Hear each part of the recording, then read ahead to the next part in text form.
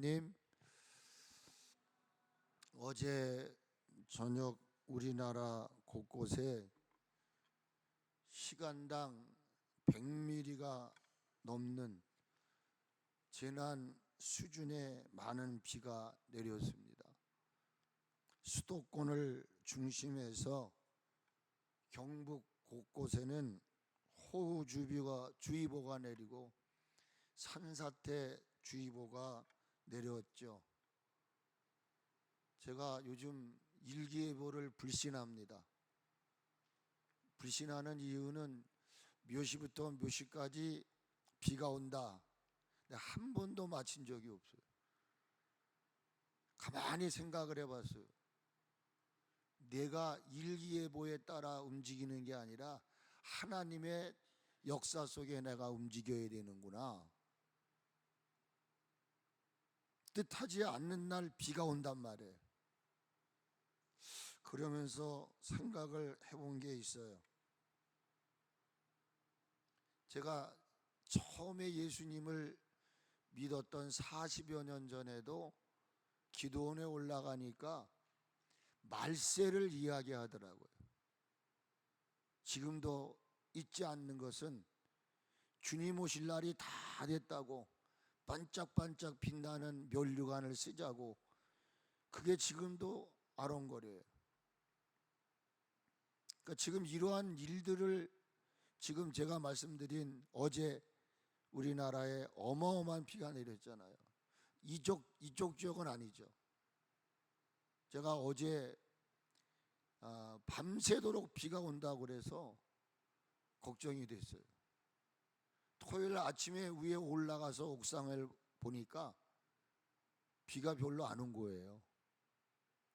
비가 별로 안 왔다고 해가지고 우리나라에 비가 안 온 게 아니에요. 그저 내가 사는 곳에만 일기예보는 비가 많이 온다고 했으나 오지 않은 것뿐이에요.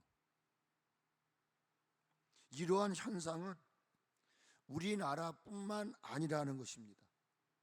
여러분이 적어도 이 세상에 돌아가는 일들을 감지할 수 있는 지혜가 있고 민감함이 있으셔야 돼요. 세계 곳곳에는 기록적인 폭우가 내렸다는 겁니다. 산사태, 홍수로 피해가 속출하고 있다는 거예요. 우리나라뿐만이 아니에요.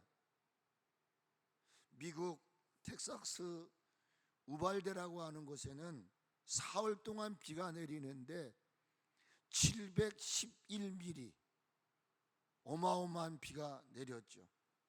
기록적인 폭우로 인해서 그 텍사스 59개 주에 주의보가 내렸어요. 홍수주의보가. 그런가 하면은 중국 충칭시라고 하는 충칭시, 가까운 중국, 집중호우로 인해서 산이 무너지는 일들을 경험을 합니다. 그런가 하면은 칠레 중남부 지역에도 각각 강한 폭풍으로 인해서 비상사태가 일어났어요. 그런가 하는 반면에는 살인적인 폭염으로 유럽 전 지역에 비상이 걸렸어요. 스페인에서는 나흘간에 212명이 죽었어요. 프랑스라고 하는 곳에 지금 에어컨 때문에, 여러분 뉴스를 보시면 알 거예요. 그들은 자연을 보호해야 된다. 근데 너무나 날씨가 뜨거우니까 우리도 다시 에어컨을 써야 되느냐, 이런 것들. 그런가 하면 지난달 24일, 여러분 잘 아시죠? 베네수엘라에 규모 7.2 강진이 일어났고 그 이어 7.5의 지진이 잇따랐습니다. 그것으로 인해서 수도 카라카스 북부 해안 지역이었던 갈라이즈로가 완전히 초토화가 되어버렸어요. 지금까지 사망자가 5,000명입니다. 그리고 실종자가 수십만 명이 되었다는 거예요.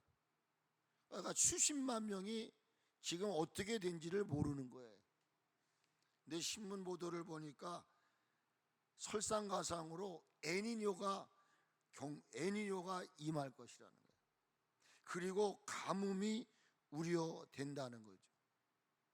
어젠가는 멕시코 남부 지역에 7.3의 강진이 일어났습니다. 그런가 하면은 미국과 이란 사인을 했는데 지금 계속해서 전쟁이 이어가고 있습니다. 제가 이런 일련의 일들을 바라보면서 제가 지금 그 스크립하고 있는 곳에 세계 이상 기원, 그리고 제가 흰돌 선교센터라고 하는 그 이강복 목사님이 요한계시록을 강의하시는 분이에요. 이분이 징조로 나타나는 우리나라 세계 정세를 통해서 그 스크립이 와요. 제가 40여 년 전만 해도 말세라고 얘기를 했어요. 저는 이런 나라에서 곳곳에서 이상 기온으로 인해 일어나는 일들을 보고 들으면서 깨닫는 게 뭐냐면은 늘 머릿속에 떠오르는 말씀이 있어요. 그게 뭐냐면은 마태복음 24장 6절에 이런 일이 있어야 하되, 어떤 일이냐, 난리와 난리의 소문이 일어날 것이라는 거예요. 네 귀로 내게는 없을지라도, 내가 사는 땅에는 그런 소리가 없을지라도 난리와 난리의 소문을 듣게 될 거라는 거예요. 지금 듣잖아요, 여러분. 그때에 너희는 두려워할 줄 알아라. 이 말은 무서워 떨라는 말이 아니라 내가 과연 하나님을 경외하는 사람인가? 내가 하나님을 향한 나의 믿음을 한번 이렇게 거울에 비추어 보라는 겁니다. 그러면서 하시는 말씀이 이런 일이 있어야 하되 아직 끝은 아니다라고 이야기를 하셔요. 그러면서 이어서 말씀을 하십니다. 7절로 8절에 난리와 난리, 우리가 두려워하는 일들에 대해서 이야기를 합니다. 민족이 민족을, 나라가 나라를 뭐라고 말하냐면 대적이라는 말은 전쟁을 의미하는 거예요. 싸운다 이라는 거예요. 그 다음에 곳곳에 기근과 지진이 있을 것이다. 그러면서 하시는 마무리가 뭐냐면 이 모든 것은 7절에 그런 말씀하세요. 한번 여러분 읽어보세요. 재난에 뭐라고요? 8절에 재난에 뭐라고요? 시작일 뿐이라는 거예요. 그러니까 고민하는 거예요. 지금 일어나는 일이 시작일 뿐이다. 그러니까 40여 년 전에는 비가 왔어요. 지진이 일어났어요. 전쟁도 있었어요. 근데 지금은요, 전쟁도 어마어마한 전쟁이에요. 여러분, 그 러시아와의 전쟁이 사망자가 희생자가 200만 명이랍니다. 200만 명. 코로나로 어마어마한 사람이 죽어나갔습니다. 지금은요, 비가 내린다 해도 그냥 비가 내리는 게 아니에요. 완전히 쏟아져 내리는 거예요. 그러니까 점점점 강도가 강하다 이 말이에요. 그냥 우리가 말세 초에는 시작일 뿐이다 이 말이에요. 시작일 뿐이다. 그 시작일 뿐인 것을 가지고도 뭐 소뚜껑만 뭐 놀란다. 그러면 제가 여러분들에게 지금 말씀드리고자 하는 것은 겁을 주려고 하는 거 아니에요. 여러분, 이게 한마디로 말하면 하나님이 사인을 보내는 거거든요. 이 사인을 캐치하는 사람은 겁날 게 없어요. 감독이 선수에게 사인을 보내면 그 사인을 읽는 선수는 방망이를 칠 건지 뒤로 칠 건지 알아요. 이 사인을 모르는 사람은 두려울 뿐이고 불안할 뿐이에요. 그러면 하나님이 곳곳에서 일어나는 이 사인은 무엇을 말하는 것인가? 여기에는 하나님의 바람, 하나님의 소망이 그 속에 담겨져 있다는 것입니다. 그럼 과연 지금 1년에 일어나는 일들이 과연 저와 여러분에게 원하는 게 뭘까? 하나님의 비전, 하나님의 소망이 과연 무엇이냐 그 말이에요. 제가 이 말씀을 준비하면서 주님이 이런 말씀을 하세요. 나의 바람과 나의 소원이 너는 무엇인지를 아느냐? 이렇게 말씀을 하세요. 하나님이 지으신 이들이, 하나님의 사람들이 자신을 위해 준비하신 곳에 입성하는 것이라는 거예요. 잘 들으셔야 돼요. 하나님이 지으신 사람들을 위해서 지으신 곳을 들어가는 거란 말이에요. 그러니까 이 말은 하나님이 지으신 이들은 택자와 불택자가 있어요. 이 땅에 똑같은 사람이 있고 똑같이 교회를 다니지만은 양과 염소가 있듯이 빛의 자녀가 있고 어둠의 자녀가 있듯이 하나님의 바람은 하나님이 지으신 모든 이들이 자신을 위해, 하나님이 지으신 것은 하나님을 위해서 존재하는 게 아니에요.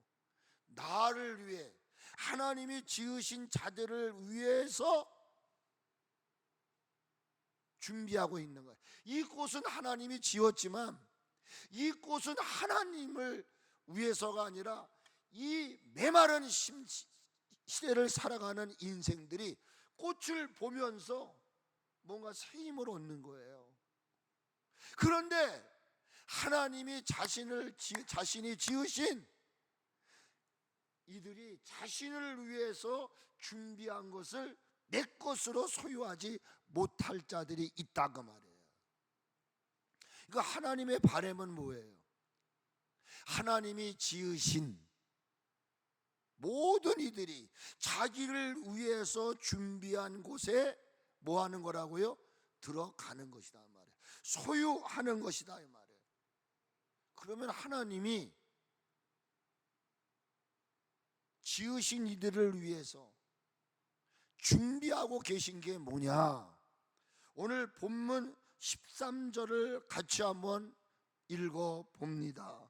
같이 한번 읽어보겠어요. 시작. 우리는 그의 약속대로 의가 있는 곳인 새 하늘과 새 땅을 바라보는 도다. 여러분, 답이 뭡니까? 하나님이 저와 여러분을 위해서 준비하신 곳이 있어요. 그 준비한 곳이 무엇이냐? 중요한 단어가 있어요. 거기는 죄가 존재하지 않는 곳이에요.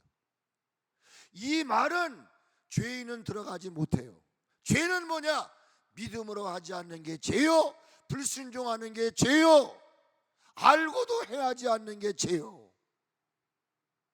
그러니까 여러분, 내가 거기에 들어갈 것을 약속이 되어 있지만 들어가지 못할 자가 있다 이거예요. 하나님의 말씀을 믿음으로 화합하지 않는 자, 고린도에 얘기하고 있어요. 들어가지 못한다 그랬어요. 새 하늘과 새 땅이 하나님이 지으신 이들을 위해서 준비해 놓은 거예요. 근데 그곳은 어느 곳이냐? 죄가 없는 곳이다 말이에요. 그것은 어떤 곳이라고요? 의가 있는 곳이다 이 말이에요. 그의 약속대로 의가 있는 곳이다 그 말이에요. 이것이 왜 필요했냐 이 말이에요. 왜 하나님은 구태여 그렇게 가셔서 새하늘과 새 땅을 지어야만 했었느냐 이 말이에요. 하나님은 사랑하는 이들을 위해 노아의 때와 같이, 노아의 때가 어느 때인지 아세요? 노아의 때는 죄악으로 더러워진, 무엇으로 더러워졌다고요? 죄악으로. 그냥 여러분 건성으로 듣지 마세요. 하나님이 왜 홍수를 일으켜서 노아 당시의 세상을 청소해야 되겠느냐 말이야. 죄가 번창했어요. 아구까지 차버렸다 말이야. 여기에는 더 이상 하나님의 역사가 존재할 수가 없었어요. 노아의 때와 같이 죄악으로 더럽고 추악해진 당시 세상을 하나님은 가만히 두지 않으셨어요. 심판이라는 도구를 통해서 청소하셨어요. 싹 청소하시고 때가 되자 방주의 문을 열어서 하나님이 새로운 세상을 준비하셨어요. 그게 지금 우리가 사는 세상이에요. 하나님의 기대는 뭐였느냐? 방주에서 나온 모든 이들이 슬픔과 눈물, 고난과 환난이 없는, 어찌 보면 평안이 넘치는 그런 삶을 기대하시고 하나님이 다 청소하신 거예요. 그러니까 그 세계를 하나님은 지금도 소원하고 계시는 거예요. 중요한 게 뭐냐? 누구를 위해서냐? 하나님이 지으신 자들이에요.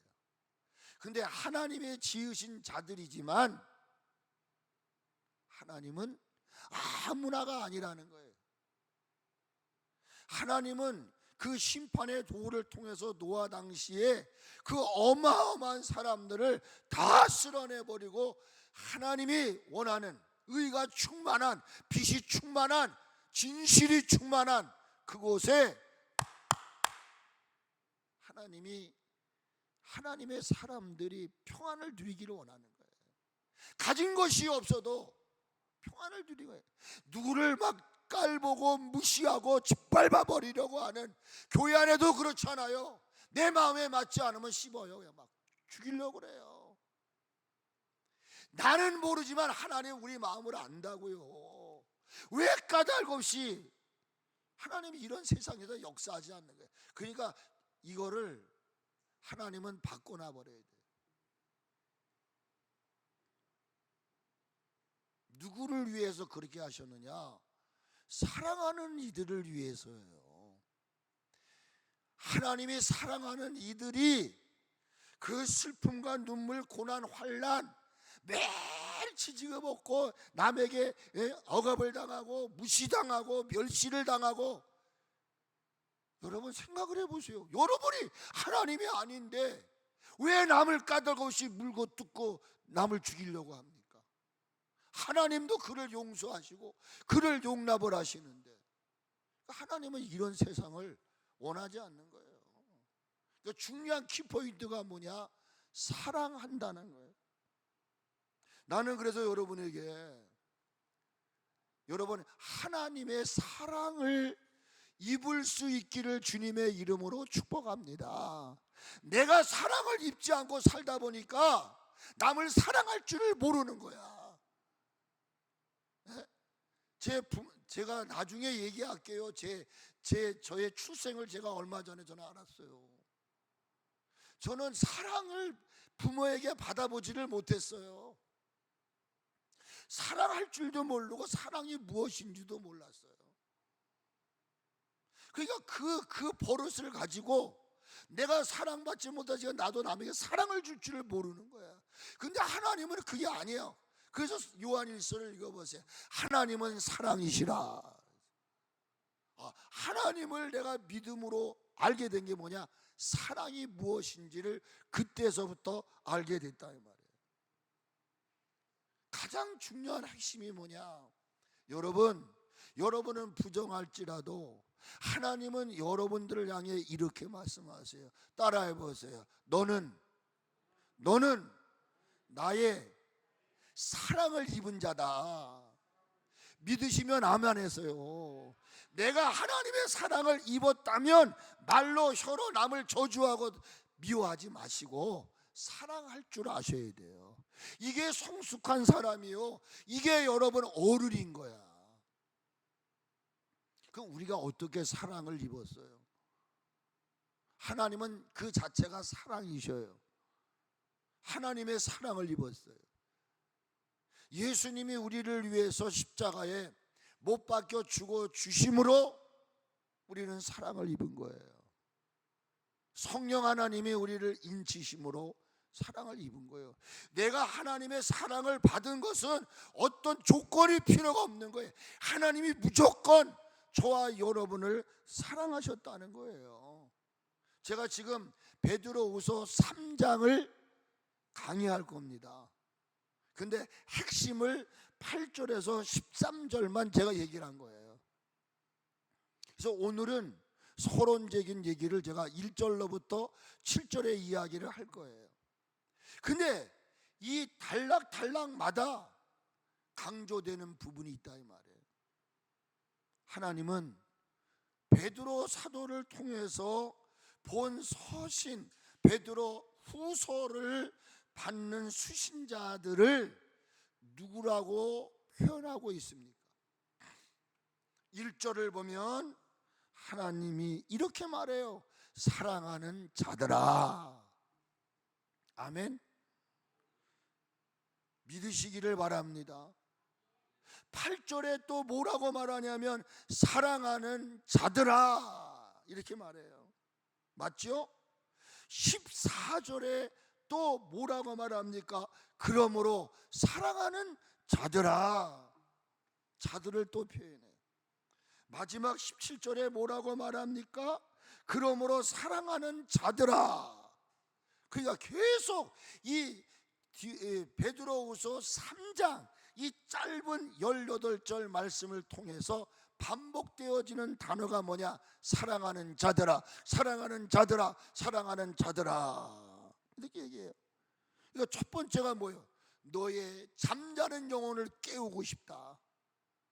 너는 사랑을 입은 자야. 근데 왜 너는 사랑을 입은 자답게 살지 못하고 있느냐라고 1절에서 이야기해요. 8절에서 무엇을 말합니까? 한 가지를 잃어버리지 말아라. 잃어버리지 말 것은 뭐냐? 하나님의 시간에 대해서. 내가 느리다고 빠르다고, 여러분 하나님은 그런 분이 아니라는 거예요. 세 번째 뭘 얘기하고 있습니까? 하나님 앞에 좀 더 흠도 없는 존재로 서기 위해 힘써라. 그 다음에 마지막 17절에 뭐라고 말합니까? 너희가 굳센 데서 떨어질까 삼가해라. 이거는 다 여러분이요 신앙의 경각심을 일으키고 있는 거예요. 여러분이 하나님의 사랑을 입었다는 사실을 잊어버리지 않으시기를 주님의 이름으로 축복합니다. 여기 하나님의 사랑을 입었다는 말은 뭡니까? 예수님을 믿음으로 따라오는 게 있어요. 우리에게 주신 은혜는 다만 그를 믿기 위해서 주신 게 아니에요. 많은 고난도 받아야 한다 그랬어요. 하나님이 우리를 선택하시고 우리로 하여금 믿음을 주셨어요. 그러니까 사랑을 입는다는 말은 뭐냐? 내가 하나님을 믿음으로 많은 고난과 환난이 있어요. 그런데 그 모든 고난과 환난을 잘 견디고 이겨낸 자들을 말하는 거예요. 그게 요한계시록에서 제가 말씀을 드렸어요. 천년 왕국에 들어가 왕노릇할 것이다. 그러니까 하나님은 아무나 사랑하시는 것이 아니라 예수님을 믿음으로 따라오는 모든 고난과 환난을 잘 이겨낸 성도들을 이 세상 그 누구보다도 더 사랑한다 그 말이에요. 그리고 사랑하신다는 말은 끝까지 지키시고 끝까지 붙들어 주신다 그런 말이에요. 그런데 그 사랑하는 자들에게 하나님의 약속하신 게 있단 말이에요. 여러분 그 약속이 뭔지 아세요? 예수님께서 그 사랑하는 자들에게 약속하신 것이 있어요. 그게 뭐냐면 같이 한번 하세요. 내가 다시 온다. 내가 다시 온다. 오는데 어떻게 온다고요? 반드시 온다.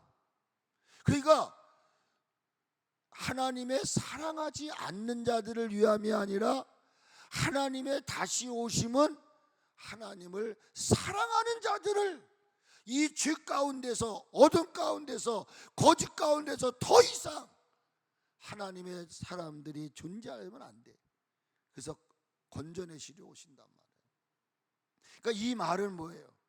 예수님이 반드시 다시 오신다는 말은 초림을 말하는 게 아니에요. 우리를 구원하기 위해서 오신 인간의 몸을 입고 오신 초림 예수를 말하는 게 아니에요. 여기 다시 오신다는 말은 재림 예수님을 얘기하는 거예요. 이 말은 심판하실 예수님 오신다 이거예요. 하나님의 기준에 서서 신앙생활 하신 분들은 영생을 얻을 것이고 똑같이 교회를 다니지만 그 룰에 벗어난 이들은 멸망을 받을 것이다.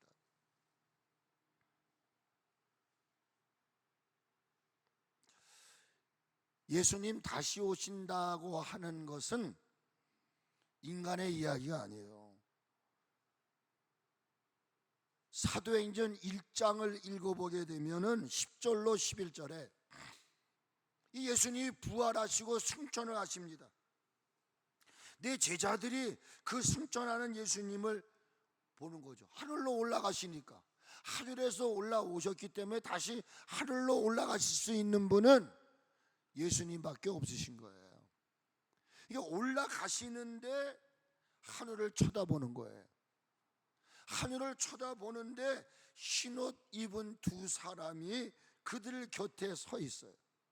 그리고 그들을 향해서 하늘을 쳐다보고 있는 이들을 위하여 메시지를 던지셔요. 11절에 사도행전 1장 11절에 뭐라고 말을 하냐면 하늘로 올려지신 이 예수님은 하늘로 가심을 본 그대로, 그러니까 여러분 예수님의 재림은 어느 곳이든지 다 볼 수가 있는 거예요. 번개처럼 뭐 스파크 치듯이 그런 게 아니라 인간의 육안으로 볼 수 있는 모습으로 예수님 오신다는 거예요. 휴거가 그겁니다. 어느 곳에 있든지 예수님 구름 타고 오실 때 모든 이들이 그걸 볼 수가 있다. 그러니까 성경에 분명히 11절에 말씀하고 있단 말이에요. 그게 뭐예요? 본 그대로 오시리라. 믿으시면 아멘 하세요. 믿으세요.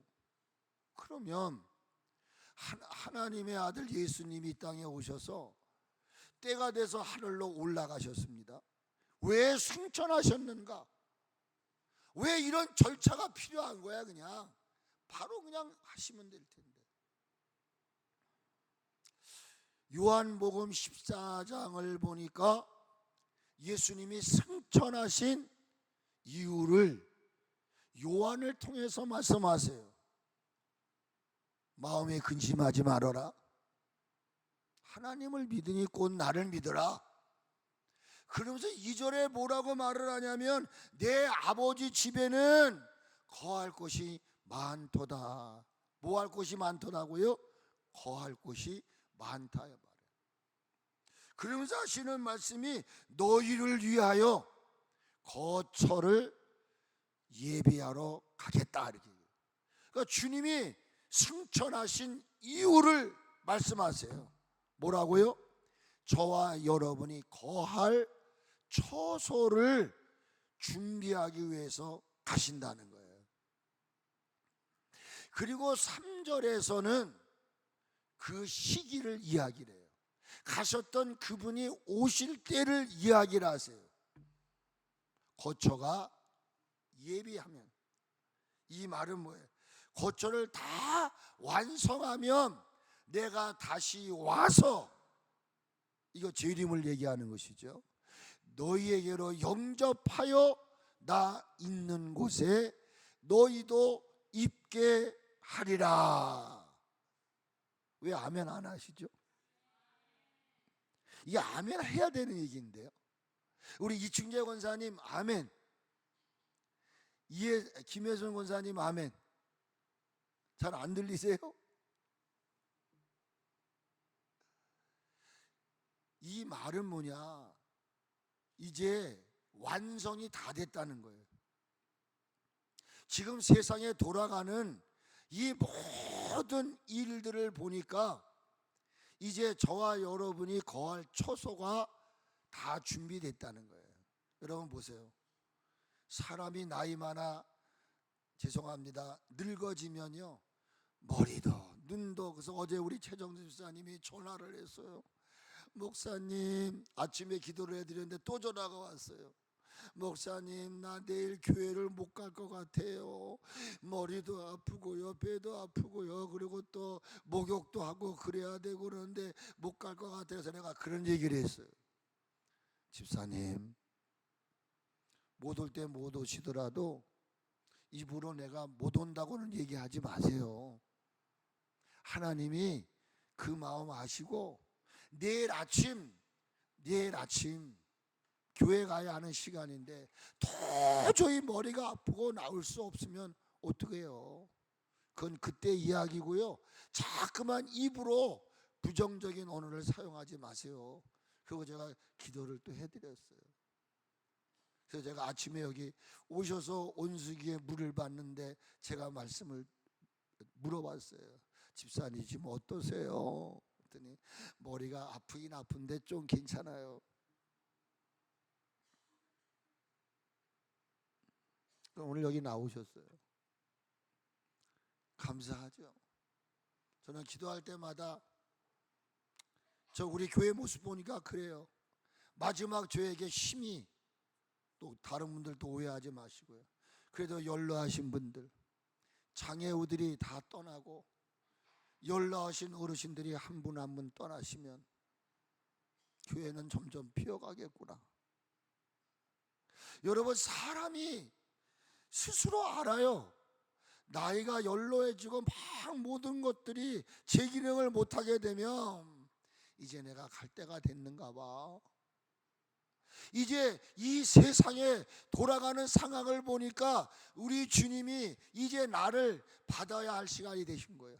내가 영원히 거해야 할 그 집이 완성되었나 보다. 개인의 종말과 우주의 종말을 여러분들이 아셔야 돼요. 분명한 사실은 뭐냐? 예수님은 저와 여러분들을 거할 처소가 완성되면 오신다는 겁니다. 믿으시기를 바랍니다. 저와 여러분이 거할 처소가 완성되면 주님 오셔요. 그러니까 여러분, 내가 이제 육신의 장막이 무너져야 돼. 근데 나는 더 살고 싶어 그러면 안 돼요. 그게 끝이에요. 그러면 주님이 여러분들을, 그게 개인의 종말이죠.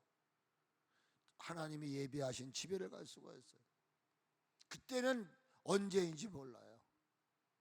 그러니까 분명한 사실은 뭐냐? 내가 개인적으로 죽던 우주의 종말이 되든 간에 하나님은 저와 여러분들이 거할 곳을 준비해 놓고 계시기 때문에 걱정하지 말라는 거예요. 두려워하지 말라는 거예요. 또 하나는 뭐냐? 예수님이 그곳에 저와 여러분이 거하게 해 주신다는 거예요.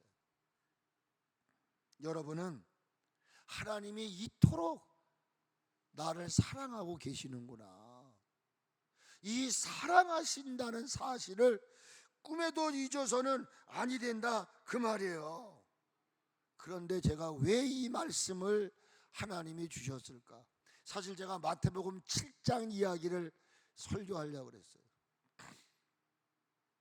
근데 이 말씀을 벼랑간에 한 2주 전부터 주셔서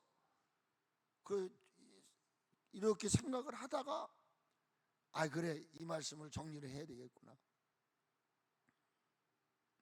자, 하나님이 이토록 우리들의 미래까지도 생각하고 계시는데, 많은 이들 중에는, 여기 많은 이들 중이라고 하는 것은요, 세상의 사람들을 얘기하는 게 아니에요. 하나님의 사랑을 입은 교회 공동체 안에 성도들 중에 많은 이들이 분명한 거예요. 저는 지금 개인적인 사적인 얘기를 하지 않습니다. 잘 들으셔야 돼요. 제가 전하는 것은 성령의 감동으로 기록된 말씀을 근거해서 여러분들에게 전달하는 것밖에 없어요. 그런데 많은 이들 중에는 성령의 감동으로 기록된 정확무오한 하나님의 말씀보다는 말씀이 어디론가 가버렸어요. 그래서 제가 앞으로는 여러분 성경을 찾으려고 그래. 같이 읽어보게끔 하려고 그래.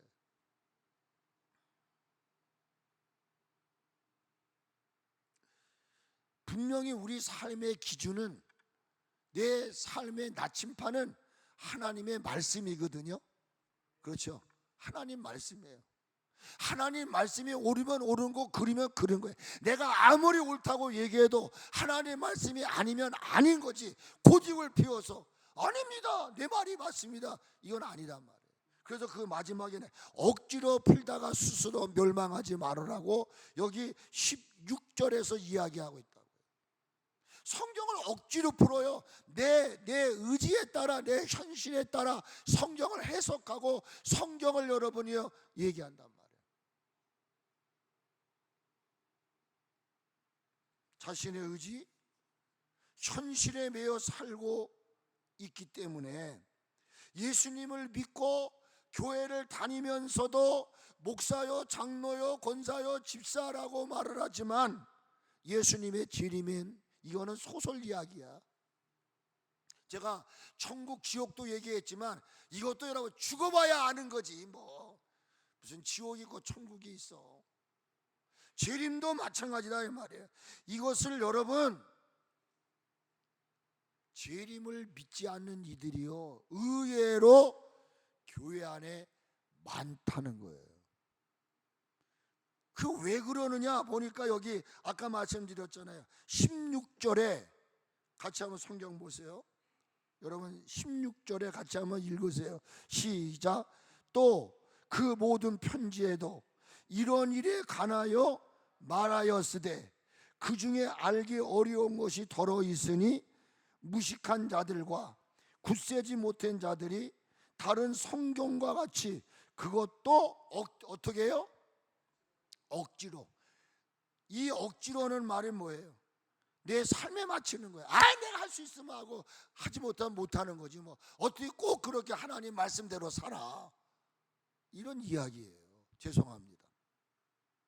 그렇다면 하나님의 말씀을 내가 내 삶의 나침판으로, 내 삶의 기준으로 여기지 않고 내가 하고 싶은 대로, 내가 원하는 대로 산다고 할 때에 과연 그들은 누구일까?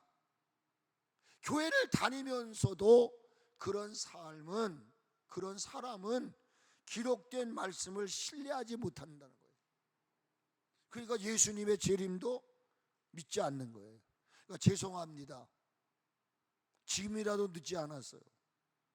참된 성도가 아니거나 그 사람은 구원받지 못한 사람은 아닐까라고 우리는 이렇게 한번 추측을 해보는 것이죠. 근데 이런 것들이 여러분 2000년 전에 있었다는 거예요. 2절을 한번 볼까요? 2절에 제가 이제 1절부터 말씀을 좀 드립니다. 왜 이런 현상이 당시뿐만 아니라 지금도 교회 안에서 일어나고 있느냐는 거예요. 이것에 대해서 사도 베드로는 2절을 통해서 말씀하고 있습니다. 읽겠습니다. 2절 시작. 곧 거룩한 선지자들이 예언한 말씀과 주 되신 구주께서 너희의 사도들로 말미암아 명하신 것을 뭐하라고요? 기억하게 하라고. 기억하게 하려고 지금 이 서신을 쓰고 있단 말이에요. 베드로는 당시 교회 안에 존재하고 있었던 무리들이 있어요. 참된 성도들도 있었지만 그노시스자들, 할례파들, 그리고 거짓 선지자들이 존재했어요.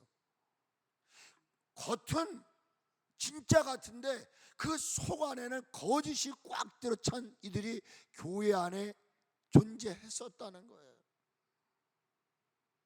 근데 그들이 어떤 일을 하느냐? 이 거짓된 자들이 했던 일이 2장을 보세요. 2장 1절을 누가 한번 읽어보세요. 누가 찾으신 분이 있으면 베드로후서 2장 1절을 한번 읽어보세요.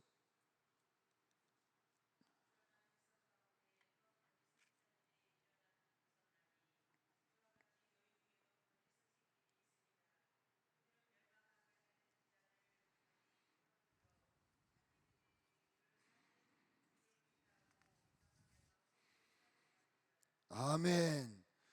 이 거짓 선지자들이 하는 일이 뭐였느냐 하면은 이단을 가만히 교회 안으로 끌어들이는 거예요.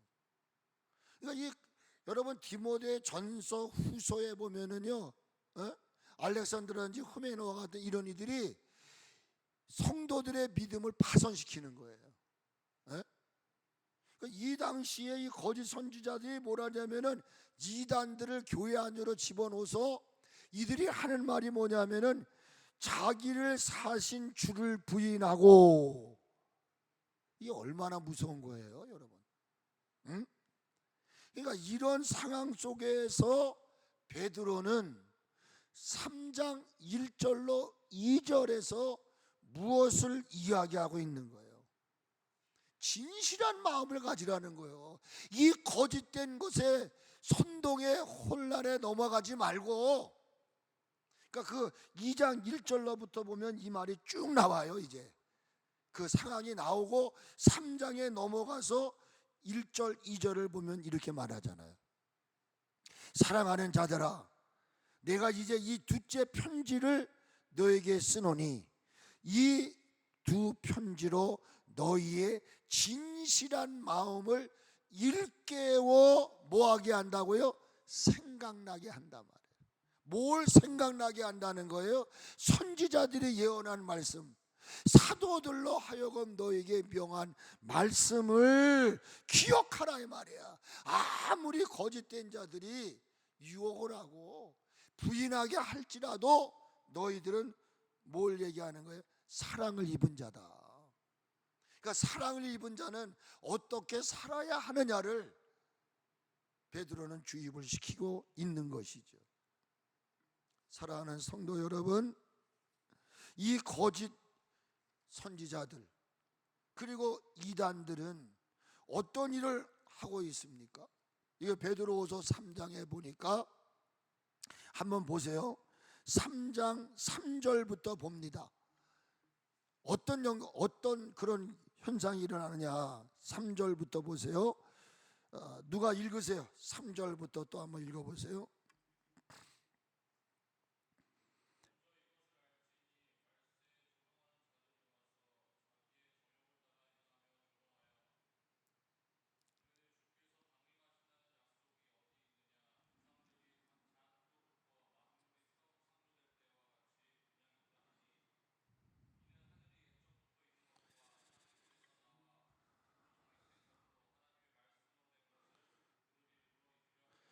아멘. 여기 중요한 단어가 뭐예요? 기롱하는 자들, 조롱하는 자들이 거짓 선지자들이에요. 오늘도 교회 안에 건강한 신앙생활을 하는 이들을 여러분 이게 빗나가게 하는 거예요. 조롱하는 자들이 있단 말이에요. 조롱하는 자들. 근데 그 어떻게 조롱을 합니까? 4절에 보니까 예수님께서 재림한다는 말이 어딨냐 말이야. 강림하신다는 약속이 어딨냐 이 말이에요. 조상들이 잔으로부터 만물이 처음 창조될 때와 같이 그냥 있단 말이에요. 네? 동의하세요? 동의. 똑같잖아요. 세상이 어떻게 됐다고요? 그렇죠? 5절에 보세요. 이는 하늘이 옛적부터 있는 것과 땅이 물에서 나와 물로 성립된 것도 하나님의 말씀으로 된 것을, 그 거짓 선지자들의 목표는 뭐예요? 그 하나님의 정확무한 말씀을 일부러 잃어버리게 하는 거예요. 그리고 마음대로 신앙생활하게 하려고 한단 말이에요. 거짓 선지자들의 목적은 그거란 말이에요. 이 3절과 5절의 말씀을 여러분들이 잘 되새김질을 해야 됩니다. 목회자가 존재하는 이유는 이단자들, 여러분 요즘에 합리주의자들, 자유주의 신학자들, 혼합주의자들, 그들이 아무리 선동하고 유혹을 해서 우리로 지금 일부러 그 정확무한 하나님의 말씀을 잊어버리게 하려고 지금 총수단과 방법을 다 합니다. 우리 기성교회가 전도를 안 해도요, 여기 토요일 아침에 여기 파리마켓 저 어린이 박물관 앞에 쓰면은요, 전도지 가지고 이 신천지 하나님의 교회 그럴싸하게 유혹합니다. 총수단과 방법을 가리지 않고 어떻게 하면 우리들에게 넘어지게 할까? 그러나 기억하세요. 아무리 이단자들이, 거짓 선지자들이 하나님의 말씀을 왜곡시켜서 우리를 그 말씀에서 벗어나게 한다 할지라도 하나님의 말씀은 여러분 변함없이 지금도 이루어지고 있다는 사실을 잊지 않으시기를 주님의 이름으로 축복합니다. 무너지지 않아요. 하나님의 말씀은 하나님 말씀대로 이루어진다는 사실을 기억하셔야 돼요.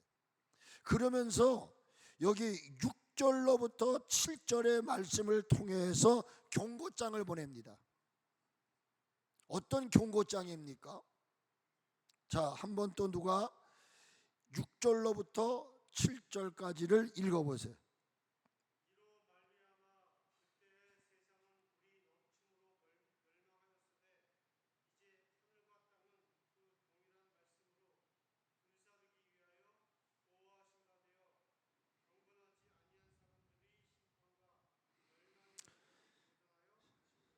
아멘.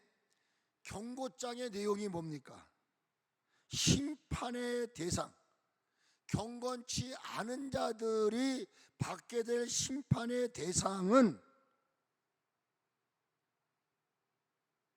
뭐예요?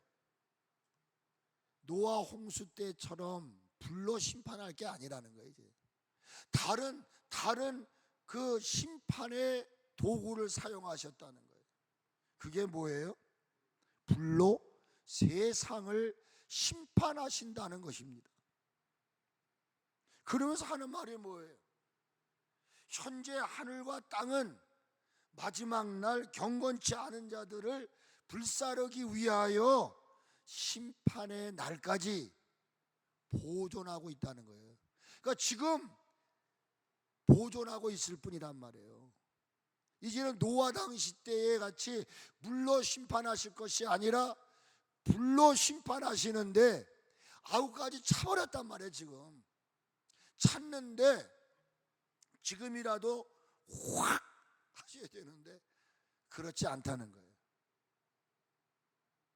여기 마지막 부분의 7절에 경건하지 아니한 사람들의 심판과 멸망의 날까지 보존하여 두신 것이라. 하나님께서 과거의 인간들의 죄악을 인해서 하나님이 막 노아 홍수 때 보세요. 시가고 장가고 그러니까 막 하나님이 즉시 심판하셨어요. 근데 지금은 그렇지 않아요. 침묵하고 있다. 이제 제가 다음 주부터 말씀을 드릴 거라고요.